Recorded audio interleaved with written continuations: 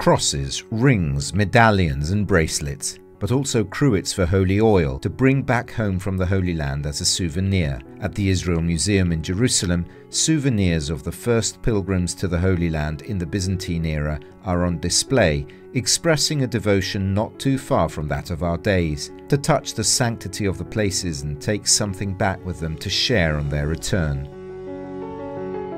In the 4th century, the holy sites were rediscovered, and it becomes a huge religious tourism with the sacred itinerary of pilgrims visiting one holy site after the other. And most interestingly, they do what we do today.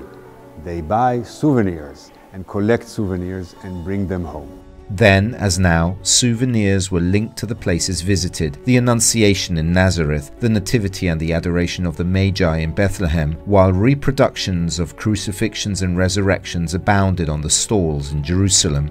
Touching holiness is a mean to take it with you, and you can take it home and share it with people that were not fortunate enough to come.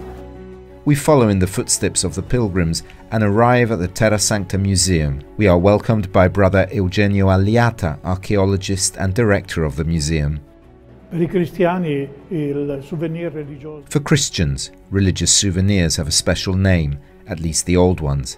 They are called eulogies, which means blessing. These items are meant to remind you of holy places and carry a blessing from God for the rest of your life.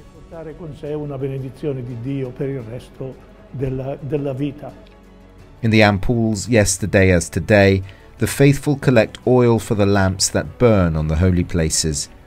In this case, it is an ampolla found in Jerusalem. Depicted is Mount Calvary, and on Mount Calvary there is a main cross, which is the cross of Jesus, and 2 crosses on the sides, which according to the Gospel were those of the thieves crucified with Jesus on the same day. This is a very typical representation of Jerusalem. The museum also possesses a special piece donated by a private collector, a mould for making cruets, also found in Jerusalem. On one side is a depiction of the prophet Daniel among lions. On the other side is the patriarch Abraham preparing to offer his son Isaac as a sacrifice on Mount Moriah. On the other side is the patriarch Abraham preparing to offer his son Isaac as a sacrifice on Mount Moriah.